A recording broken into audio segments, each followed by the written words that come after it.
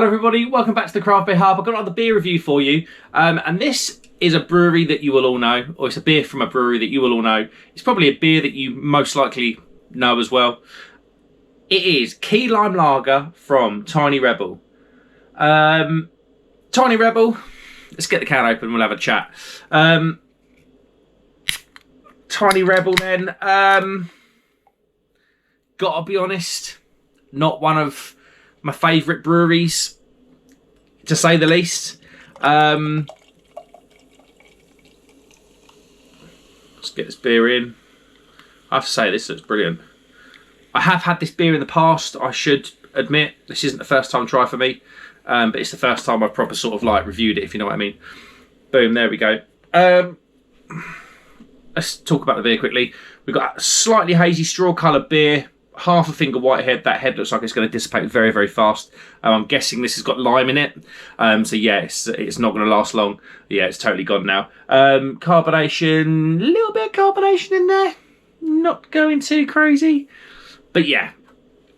Key Lime Lager should be a beer for the summer, really, shouldn't it? Tiny Rebel then. Obviously from Newport in South Wales. Tiny Rebel of late have been really disappointing for me personally, and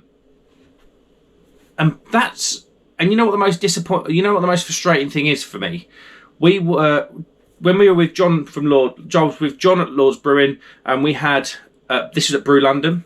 Our stand was right opposite Tiny Rebel. Now Tiny Rebel, if you went to Brew London, I mean John's stand was sort of 1.5 meters wide. Tiny Rebel had a whole corner of the room.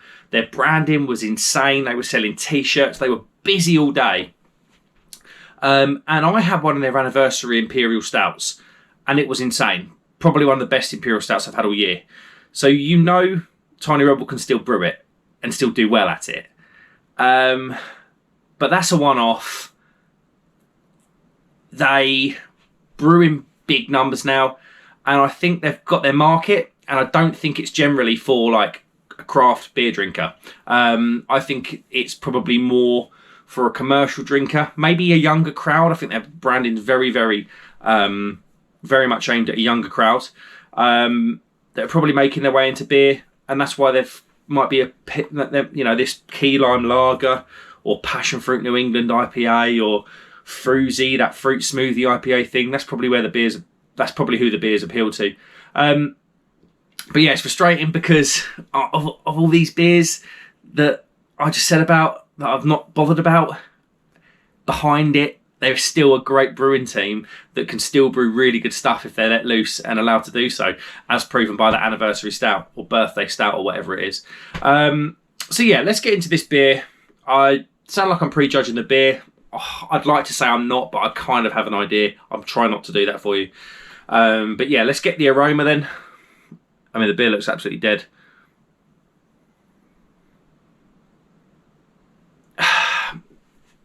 It smells like lime cordial. You know, like lime cordial, like not Robinson's. I'm getting a bit of bready malt. So yeah, I'm getting some bready malts, some wafer malts. But it just smells really artificial. And it literally smells like a lager and lime. My mum used to drink lager and lime. It smells like a lager with lime cordial in it. I should have said the ABV, shouldn't I? I didn't even talk much about this can, actually. It's a 4.8% beer. Sorry about that. And a 330 can. I was actually given this can by Tiny Rebel at Brew London. It's just sat in my fridge for a long time.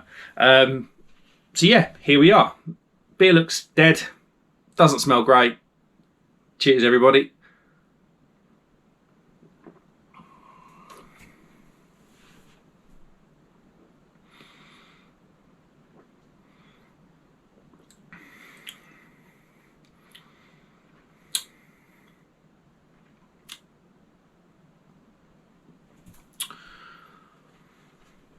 That's not as bad as I thought it would be. I think it tastes better this time around. I'll say that. I remember having this beer before, not really enjoying it that much. But actually, that's not too bad.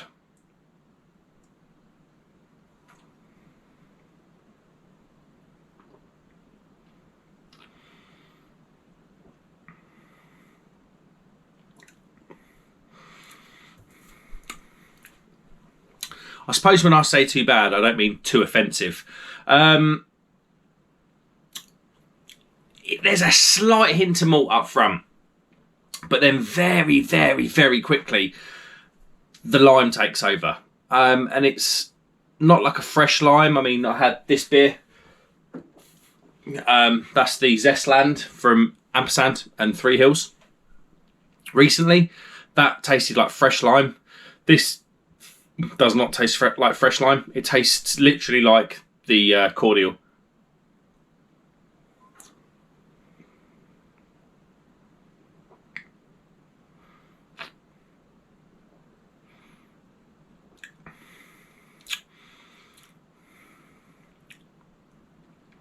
But actually, once that cordial taste fades away,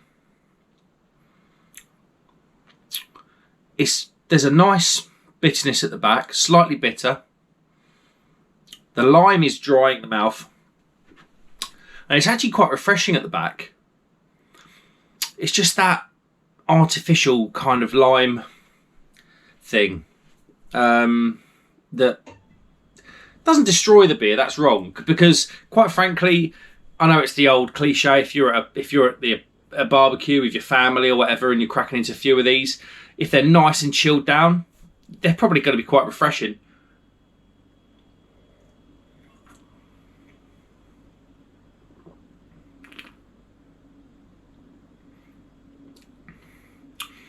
What it is, and it's really good. Some good qualities about this beer. It's light in the mouth. It's crisp. It's refreshing. There's a nice dryness at the back. I love a bit of dryness at the back because it's almost like it prepares the mouth for you to go in again. There is a kind of sweet bready malt thing up front. It's just the middle of this beer, and that's when that kind of artificial lime really comes into play.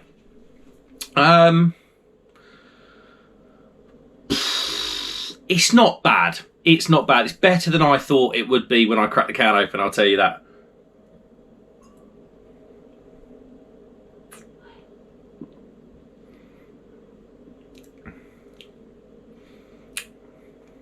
Yeah, it's just that weird bitterness at the middle.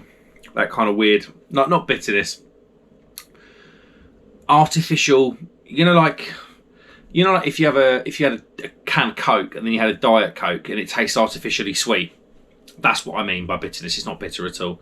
It's kind of got that saccharidey sweetener thing going on. Overall, I'm a little bit surprised. It's a little bit better than I remembered it being.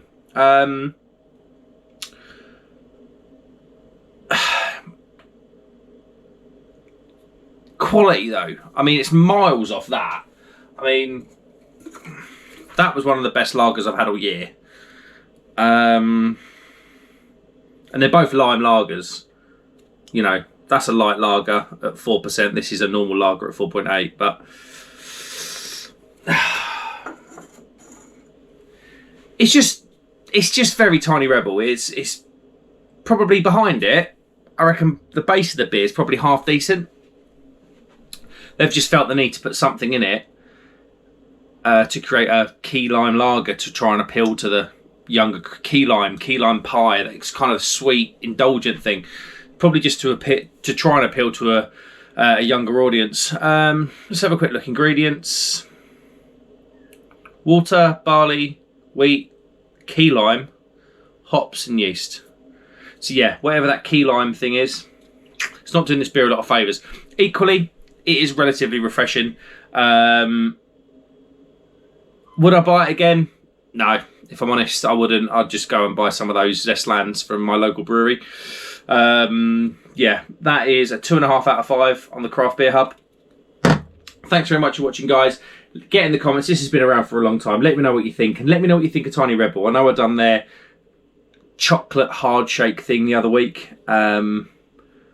But yeah, I think this is probably one of the better Tiny Rebel beers I've had, but it's only a 2 out of 5, and that kind of, I say one of the better beers. Obviously the best beer is that Imperial Stout, but this is one of the better sort of core range beers I've had from Tiny Rebel.